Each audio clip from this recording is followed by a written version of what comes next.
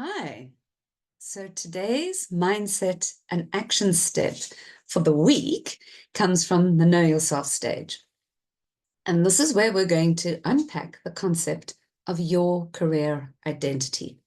Now, if you think of it, identity in itself is quite a loaded word, let alone putting career in front of it. What career identity is definitely not, it's not just job title, job description, industry, and job duties. It's so much more than that. Your career identity is everything about you. It's your strengths, your weaknesses, your skills, your talents, your values, and who you are and who you want to be in your work is your career identity. Now imagine if I just said to you, off the top of your head, tell me a bit about your career identity. It would be normal that you might default to position title, possibly industry, and you talk a bit about what you do. Because we're not equipped with the language of why we do what we do and how we do what we do. And we're not really socialized into thinking about our career identity outside of those constructs of job description, job title, position, and so forth. But let me put it to you this way. On LinkedIn, the amazing platform that connects us with 1 billion professionals worldwide, your headline doesn't have to be your job title. Your headline talks to your career identity. So now more than ever, it's such a good time to really understand and deepen our awareness of our career identity. And that's why it's the very first piece of the Know Yourself stage, because career identity leads to all other areas of knowledge and knowingness. Now, in this week's task of the Know Yourself career identity piece, we're going to talk through 3 different exercises. The first is skills and talents. The second is what I refer to as career habits. And the third is what I refer to as career assets. So let's get into the first, skills and talents. Now, skills and talents is like that 101 career strategy. We need to know it from the beginning. This is about the definition of what actually is a skill and what actually is a talent, because those words are so easily bandied about and so easily referred to. And I like us to get a really solid understanding of what your skills are and what your talents are, according to my definition, but so that you can build and move on from there. So my definition of a skill is that it is purely acquired knowledge. A skill is 100% something that you have learned, and it needs to remain relevant. So for example, we've all learned how to cook, and we've all learned how to drive in our adult world. The driving part needs to remain relevant. You have to renew your driver's license every 5 years or so. And the cooking part to a certain extent too, with the advent of new cooking machines like air fryers and so forth. So a skill then is something that you have learned, you have acquired, and you have mastered. So in the analogy of cooking and driving, we've all learned how to cook, we've all learned how to drive, doesn't necessarily mean that any of us are skilled at either of them. A skill has to be something that we would enjoy doing and we've mastered it to a certain degree.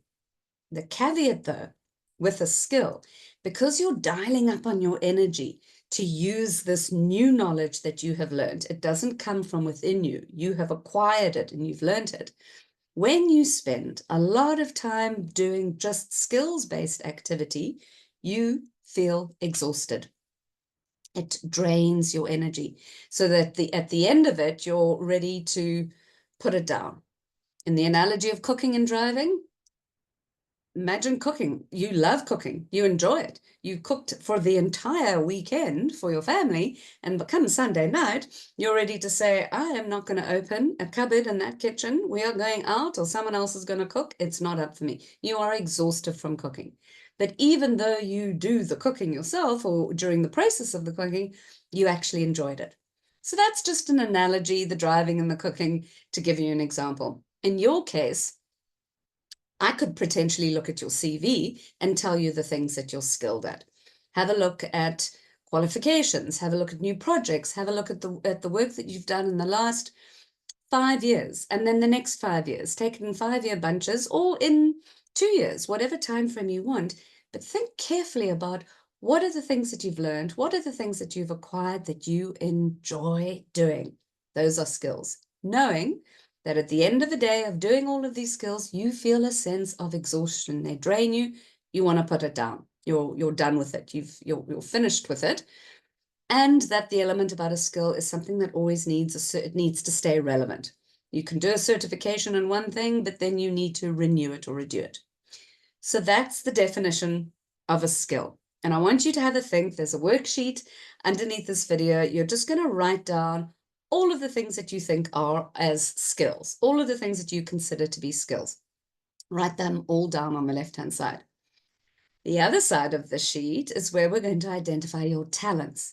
Now, unlike a skill, a talent is something that you have inherently always had. You were born with this thing. You didn't learn it. You didn't go and study the school of persuasion and influence. You didn't go and study the course of how to show care and concern and be a good mentor to people. You've just naturally had this ability, and it's inherently who you are. So talents are a little bit harder to put our finger on. They're a little bit harder to identify than skills because they wouldn't necessarily be written on your CV. But these talents are the things that you show up with, that they're so inherent to you that they are 100% what you bring wherever you go into the world of work. You bring these things called talents. Now, we could get into the nature-nurture debate. Were you born with it, or were you nurtured this way in your childhood? But that's not today's lesson. We just want to identify what are the things that you did not learn, but you know that you're good at. Now, unlike a skill, where after a while of working with it, you get tired and you want to put it down, a skill drains your energy.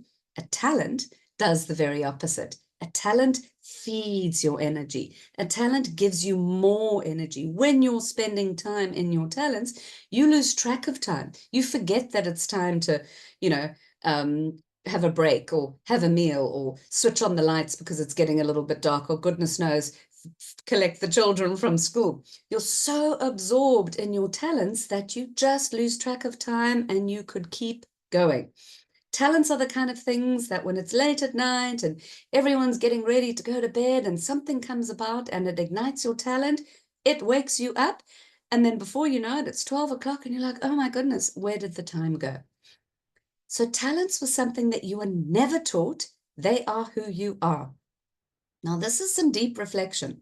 Just in itself, knowing that there's two elements to you, skills in our new definition and talents in our next definition.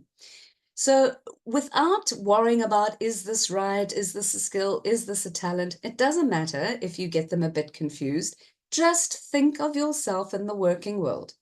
Think of the feedback that you've got from colleagues, from clients, from people that you've worked with, and the things that they've admired in you. And ask yourself, did I study this? Did I learn this? Or is this inherently me? And then you're just going to write down what is a talent and what is a skill. Progress over perfection. Don't worry about getting too caught up in the actual unpacking. Just give this worksheet a really good shot of writing down skills and talents. Leave it for a day and then come back to it. And we can review it again in our strategy session together. But it's so important for you to get this fundamental breakdown of what is a skill and what is a talent. And I'll be seeing you shortly.